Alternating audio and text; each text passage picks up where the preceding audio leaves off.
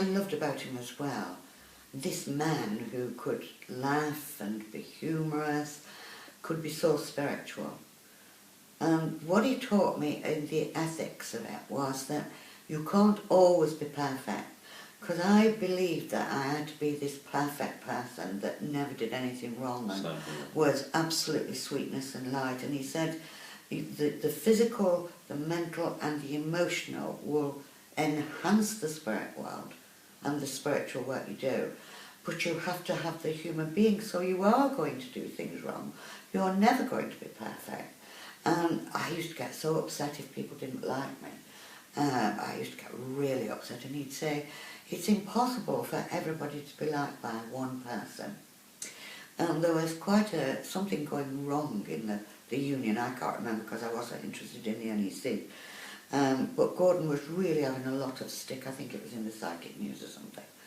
And I phoned him up and I said to him, are you not going to stand up and defend yourself? And he just said to me, darling, you can't defend yourself, because if you're defending yourself, you've done something wrong. I've done nothing wrong, so how can I defend it? I must just walk my path and let them get on with it. And I thought, wow, where I always want to go with my fisticuffs up and have a go, you know. That's right. I do remember actually saying, and I found it difficult at first, he said that we should love everybody. You know, I said, well, that's impossible. He says, no, it's not. He said, it's impossible to like everybody. There's a difference. Absolutely, absolutely. And you do think, don't you? I mean, I remember having a lot of conversations with him about, you know, I've not been a particularly good person up until this day. I've, you know, made so many mistakes in my life, and, you know, how is it that the spirit world are going to use me? And he said to me, but without those mistakes, how are you going to have the wisdom to help people that avoid the mistakes? So the moral and the ethic behind it was, do the best you can, but don't crucify yourself. That's right. And that, I'm sure he did it with you, Paul on the road to I was just going to mention that, because I didn't think I could be a medium. One, because I didn't think I'd been a good enough person, and maybe some of the things from my past, the way I'd been as a person and lived my life. And he said to me, read the story of St. Paul. Absolutely. And he actually bought me a mug with St. Paul and certain wording on the mug. Funny that we were both just going to mention. He gave me a good, I think it was a half-hour talk on Paul on the road to Damascus. But even that perfection with, like, not just as people, but even our work, say, demonstration, we all want this perfect performance. And my first demonstration in London Church with him, when he said after we'll sit down and go through everything that's wrong, but at the end he added, because I hadn't done that well really, I don't think, and he said, you must remember though, the whole demonstration was worth it for that one contact. And if you've made the difference to touch one person, then it's all been worthwhile. Absolutely, absolutely. I think we forget that sometimes, because we're only human, and we want it all to be good and everybody to think we've performed well in everything we've done. Yeah, I agree with you. I mean, he was, but he was perfect, wasn't he? Oh. I mean, I can't ever remember ever going with him up to a demonstration or going to watch him at a demonstration where he wasn't accurate. Come on, tell me, I know I'm right. I know. It was wonderful. I can remember him taking myself and Simon James down to the college. He says, come and have a couple of days holiday. And it was a Scottish week, and Betty, you know, from Scotland, and Sid Stevens, and Eileen Davis were there. And he was taking an evening session, and me and Simon were waiting outside because we didn't know what we're supposed to be doing or whatever. And he told us we were on the platform with him, and he had the blackboard there, and he said to all the course, he said, Paul and Simon are going to demonstrate for you now. I'm going to write the evidence on the blackboard to see how much evidence there is, if there is any. That was the sort of way he treated. But actually, we rose to the moment, and we did well. I mean, the exercise he had us doing, they'd die, some of these. You know, but when he used to plant somebody behind a screen and you'd have to read them, and you didn't know, you didn't get a word, you'd never let anybody speak. It was just amazing. And I'll tell you another thing that he taught very well, and that was psychometry. Yes, very much so. I love the way he taught psychometry. And even that, you know, we're letting go. We don't teach it as we did. That's right. I mean, I know when Gordon saw his private clients at home, he always began with psychometry. And I asked him, you know, why? I thought you just do it mediumistically. Yeah. He says, you need to know and assess your sitter and know your client. And that's the way he feels the best one. I remember being at one of the holiday camps, you know, when we used to take the holiday camps over. And I remember, and he came to me and he said, I want you to psychometrise. And it was a little button of someone's cardigan. It was so tiny. And I got hold of it and I started to work. And I just was so enjoying it. And I knew it was right. I knew what I was saying was right. So I was getting a little bit like that. And he said, open your hand. And I opened my hand, and he took it. And he said, and I'll take over from here. And I was so disappointed because it was the best I'd ever done. It was amazing. Even when we used to go on holiday, he used to bring objects in little boxes for us to psychometrise, so we couldn't see the item. And afterwards, he wouldn't even let us know whether we were right or wrong. Yeah. Bring away. I look at it now, and I think really that was learning us to have faith and that trust which you always said we had to have, you know. But even on holiday, he'd have fun with it and play as well, you know. I mean, we always used to go to this little port for a coffee or a hot chocolate, and afterwards there'd be Mary Duffy and one or two of the other older mediums, and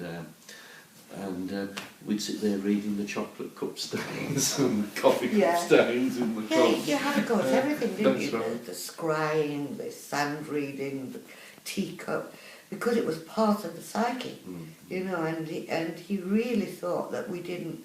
Well, with me, I don't know about you. He said you had to honour the psyche. That's right. You to honour the soul. Where now you hear people saying, "Oh, I'm not a psychic." There's no honour. There's no honouring, you know, and he taught you to honour it. That's right. But it's the same with the colour and the aura. I wasn't particularly interested in colour because I couldn't see the aura objectively, visually. And he was doing a session in the college, and it was an open week. And he asked the whole audience if anybody saw colour, and nobody put their hand up. So he looked down at me and he says, "And what about you, young man?" And I says, "No, I only feel it." He said, "Same thing, how'd you come?" And I know he studied colour and the aura. It was his pet subject. Yeah, and if you notice with him, he didn't try to structure it, that his word was law.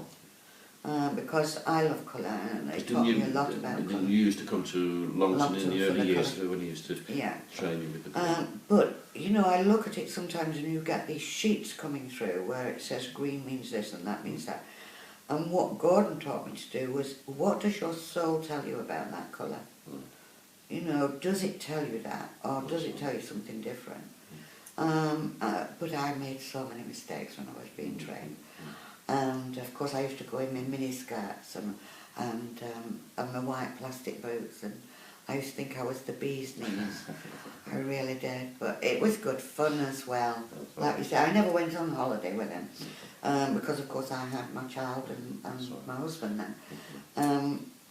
But that was it was very, very good. So, but that with the colour, he did something similar. We were in a group at Stansted, and he gave me the colour violet.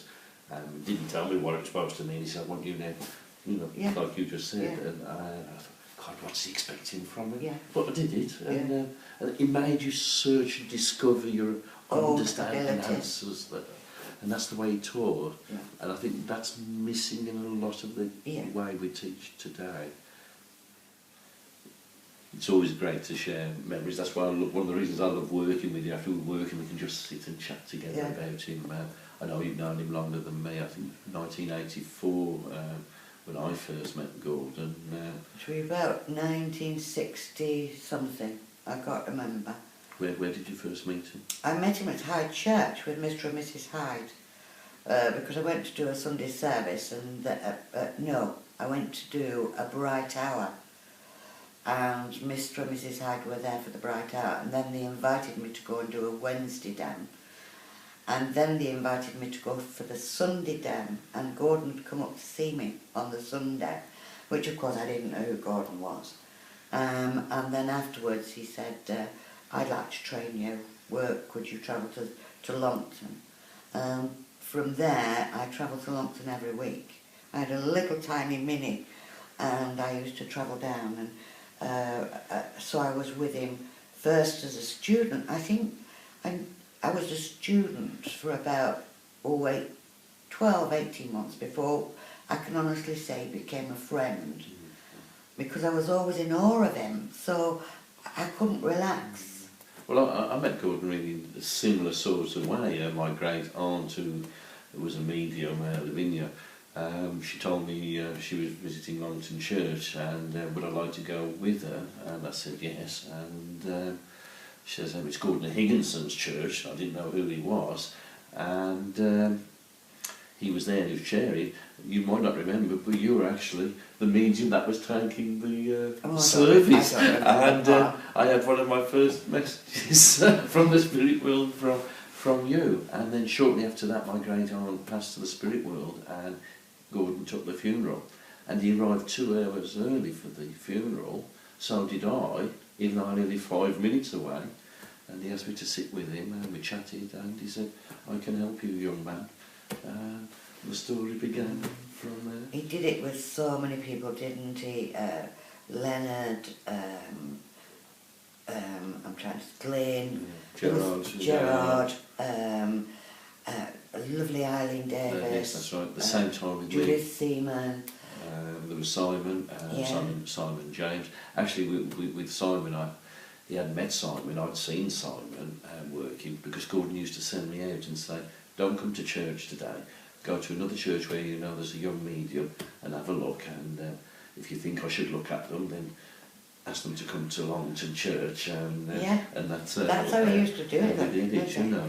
And there was Eamon Downey. Yeah. That's right. So I mean, when you look at us, he really was an influence in all our lives, mediumistically. You know, even though through his seminars and lectures and Stansted, he taught many people, he would only take a limited number really in that inner circle. And I understand that now, because I try to do the same, and there's a lot more people who would like me to do that, but you can only do it for so many at a time, because giving that personal really interest. Yeah. Like you said, it wasn't just our mediumship, he looked at us as a whole. Yes, I remember when I was being trained intuitively to read people, you know, to use the psyche to be able to diagnose, because of course in those days we could diagnose. And he used to say, we're not looking for mediumship, we're looking for the total spiritual, soul, physical. Look on the 3 levels, because if you don't, you could be leading them up a path that's not right. So you mentioned that you were a student first, then became a good friend. It was a little bit more the other way round for me, because I wasn't really sure I wanted to be a medium anyway.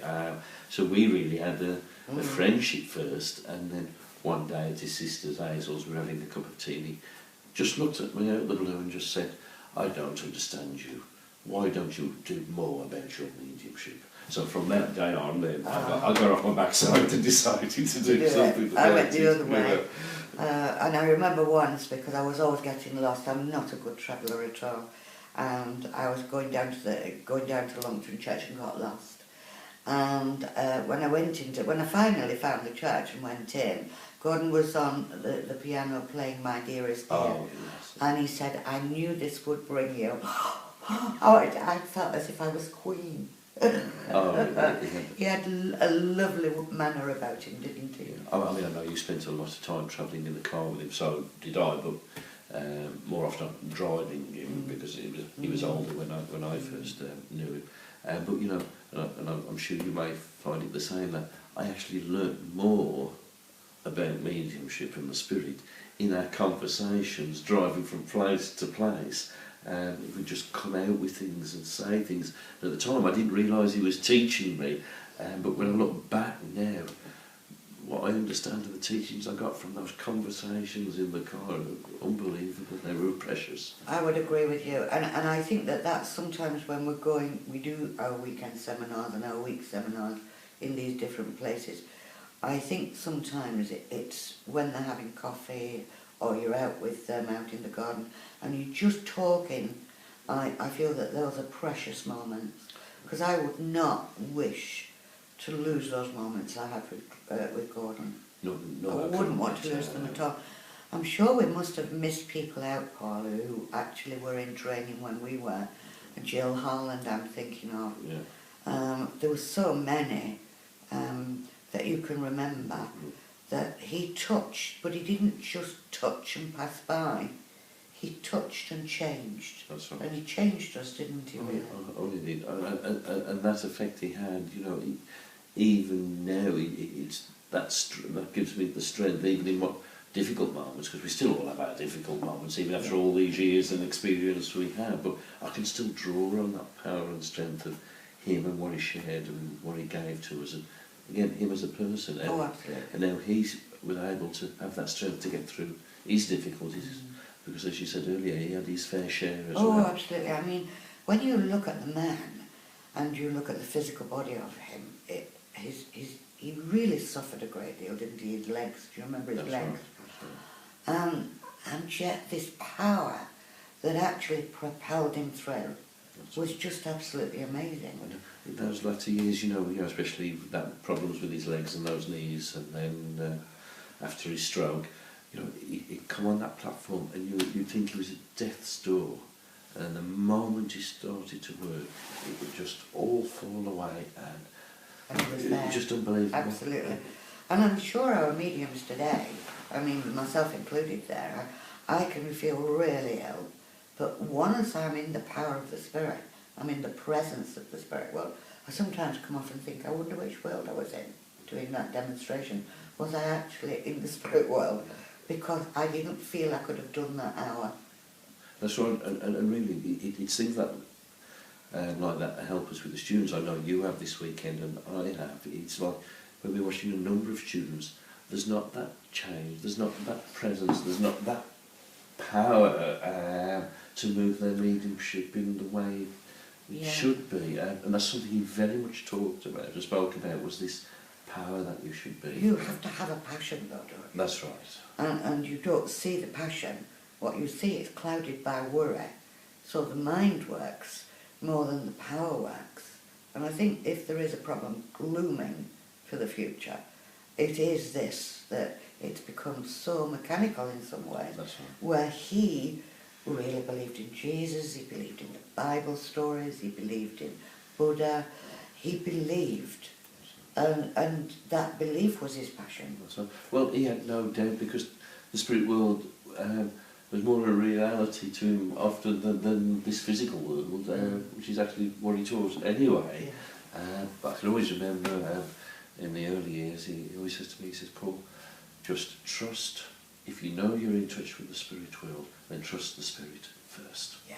And do not even though it's 20 years since Gordon's passed the spirit world, as we said earlier, it still only seems like yesterday.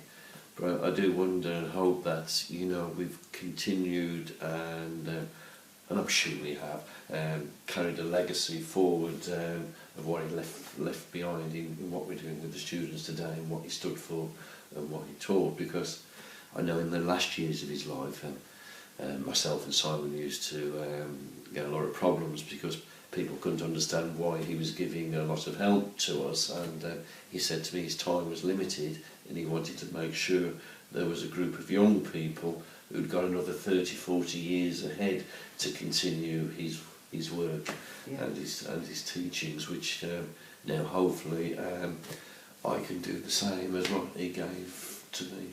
It's nice to know that there are so many of us on the earth that really want to take his legacy forward and talk about him as if he's still here. And I think that when you look out and you see Gordon Higginson Memorial and Gordon Higginson this, you can send a thought to the spirit world and say, yes, we're doing it, Gordon. Yes, we're doing it. And I'm sure when it's time for you and me to go to the spirit world, he'll certainly be there to let us know whether we did it right or not. Absolutely, absolutely. Well, I know when I began awareness, I changed it because that's when I started to bring the group work in. And I remember him getting me after the first week and him saying to me, you've changed awareness because you're moving it forward, aren't you? And I said, well, I hope so. Oh, well, the proof of the pudding will be in the eating. Yeah. And, you know, I think if we lost anything, we've lost that spiritual talking, that, I won't say lecturing, but he was a talker, he was a sharer of his truth. That's right. And that's why I think it's nice, like this course where we're having same students on a regular basis, where you can have, we're teaching, we have like those informal spiritual talks and exchanges, and I think the students really benefit from that, and we can really get across more in that way sometimes than in the formal sense of... I remember going back years and years, him saying to me, you must go and listen to other people, and then you must make a decision who is going to be, in truth, your partner in your development. And I did that, and then I chose Gordon and stayed with him. I don't know if I chose him or he chose me, but I knew that he touched my soul, and I really feel that our students of today, if they take his legacy forward, it would have to be, has the word touched your soul? And if it has, then stay true to that unfoldment. Because there are so many different ideas and opinions on development, and that's necessary because all of us are trained differently, aren't we? And I just feel that the legacy that he left behind is the openness of the student making a choice and knowing that it's right for them. Because he was right for us, wasn't he? Oh, definitely. He was right for us. I can pretty well say that.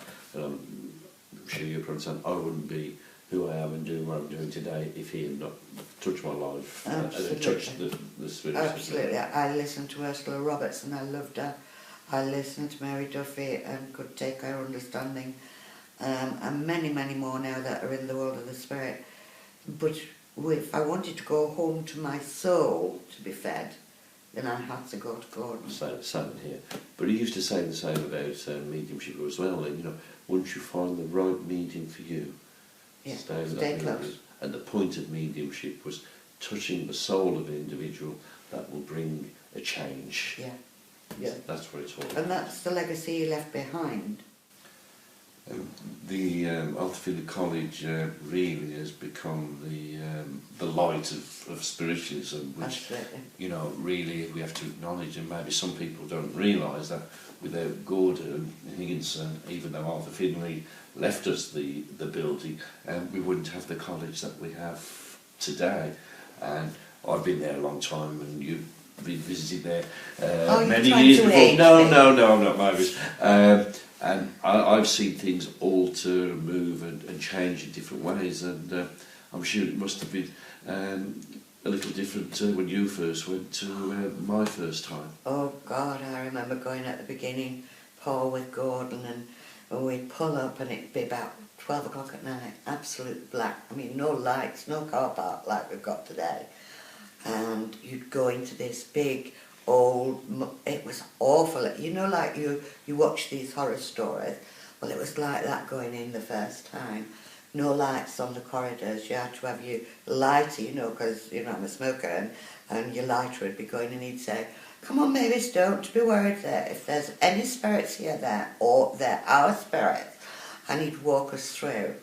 And you know, no luz in your bedroom. You were walking down darkened corridors. You always took a torch with you. I heard, was there still dormitories then when everybody Oh, absolutely. I heard the men and women couldn't, even their husband and wife couldn't sleep together. No, if you were up in the, what I think must have been the maids' quarters, or it could have been the leftover, I think, from when the RAF were there after the war.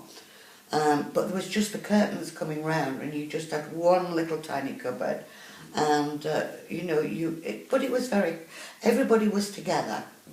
I think you were there from late 60s, early 70s when the Longton people from Gordon's Church used to go. They used to pay to go, and they would take all the food and cook the meals themselves, and they would all have to clean because the second floor was closed off. Do you remember that? And it was just years and years of dust, and they would do all that work even though they paid to go. And they told me that then Gordon would reward them with a physical seance for all that. Absolutely, he would do that all the time. If you went down to the college, you went to work. So when I first started to go down, of course, I wasn't a tutor. I was being trained by Gordon, so I would be expected to go into all the lectures, but I had my work to do, such as I always did the flowers. And you know the corridor where you've got the shop now? Well, that just used to be a flag-flown corridor because, of course, we've got the dining room that wasn't there. And I used to have to clean all the flowers, so there was vases and vases of flowers, and it smelled awful. And he'd say to me, now, go into the kitchen because there's no food being cooked. You can wash up in there, and off you'd go. Do you remember after the day's work and the evening's work, we'd all have tea and toast, and if you were the new kid on the block, you had to do it. It was your job to make the tea and toast for all the other mediums. Absolutely, you were not allowed downstairs until all the old mediums, and they used to sit round in that little sitting room, and you'd have to make sure you'd given them everything they wanted at their hand, and then you could go down to the bar. And other than that, you couldn't go down to the bar. And of course, it was all lectures then. And I think we've missed out on a lot, but I think one of my most amazing stories are walking up and down the corridors in the absolute pitch black. And there was a person there, and she said, you know, there's a cavalier walks up and down these corridors. It was enough to put me off. Really was. And I went to Gordon and I said, who's this cavalier? He said, Mavis, there's no cavaliers here, only me. So how long did you go to the college as a student before you actually worked there? I would have thought it would have been about 2 years before I was allowed to take one on my own. But what he would do is he would be lecturing on a point, and then he would say, now Mavis is going to come up and show you what I mean. And I would have to go up then and do it. My first week I worked as a teacher, he booked me for the March when he died in the January, and it was a new week he was introducing, and there was me and Simon he booked for the first time, and you and Glyn Edwards, and you and Glyn took over that week. That was mine and Simon's first experience of working as a teacher there. The first week that I organised was Gordon's Awareness Week, and he handed that to me. I remember that. And I felt so honoured that he felt that I was ready to do awareness. And the one thing I always loved that he did, I don't know if you remember, but he used to hold his hands up and he'd say, you know, be aware of the energy and the power of the spirit in the library. And you could almost feel it as the spirit world were so joyous that they were being recognised without having to give evidence, but you had to be aware of the spirit. Well, he actually got me to be an organiser before I was a tutor there. Did he? If you remember, you know, in the early years and for many years, most of the weeks were either church weeks or district weeks, and Longton Week had stopped, so he wanted me to start Longton Week back. And I just thought the general organisation. So I said, when will you have time to sit with me to tell me what mediums and tutors you want, what programme you want? And he says, I've given it you to organise, so you decide which mediums and what lectures. And so really, he was training me to be an organiser right from the beginning of courses in all aspects. And I didn't come up that way. I came up as a helper, then I came up as a student, and then I came up as an experimental medium to do the things with him, and you know, learning the diagnosis, learning to read, and what we don't do as much now of is we don't get people to recognise that we should make more contact with the spirit incarnate. He kind of taught you how to differentiate between the incarnate and the discarnate, and how the power as it rises must make its pathway, and that's through decision of the medium. I remember speaking to him in the car, and I thought he'd be very pleased with me. I said, when I'm ready to begin professional private sittings, I'm only going to see people who've lost people to the spirit world. He looked at me and he said, who are you to decide that?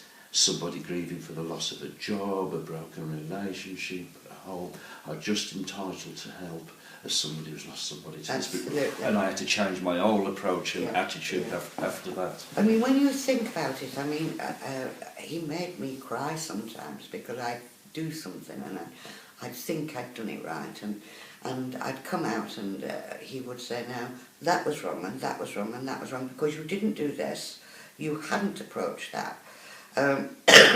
So it wasn't there, well done. It was, you really didn't get the praise of you're amazing. That's you right. got more, do more. I think he was like that with all of us because I had to learn that if he didn't say anything, then I knew I'd done okay. Yeah. But otherwise, afterwards he'd say, shall we have tea, sit down, now I'll tell you everything you did wrong.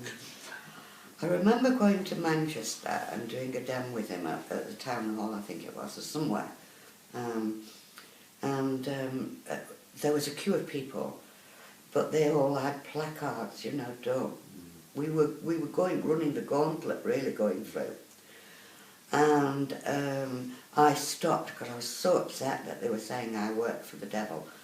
And I really stopped and said to this man, no, I don't work for the devil, I work for the spirit world. And I'm going like this, you know, really defensive of spiritualism. And I got into the hall with him and he said, never do that again. He said, if you have to defend spiritualism, then it means you are not sure of spiritualism. If you are sure of spiritualism, you believe it. You don't need to force it on anybody. I remember him saying, and you must have heard it as well, that somebody said he was doing the work of the devil. It may be the same meeting he was referring to. And he turned around and he says, well, if the work I do is of the devil, then I'll work for the devil any day. Yeah, he would never argue. But he taught me a great lesson that night because he took me and I felt like a little girl. But he would throw you in the deep end, not actually always teach you how to do it. I can remember him saying to me, Paul, he says, we were in the sanctuary and it was full with the students, and he says, right, I wanted to contact from somebody from the spirit world for somebody at the back of the room. So I said, well, why and how? And he looked at me and he said, that's for you to find out. But it made you work for your answers and understanding, but also he could see by that, I think, what stage you'd arrived at with your development.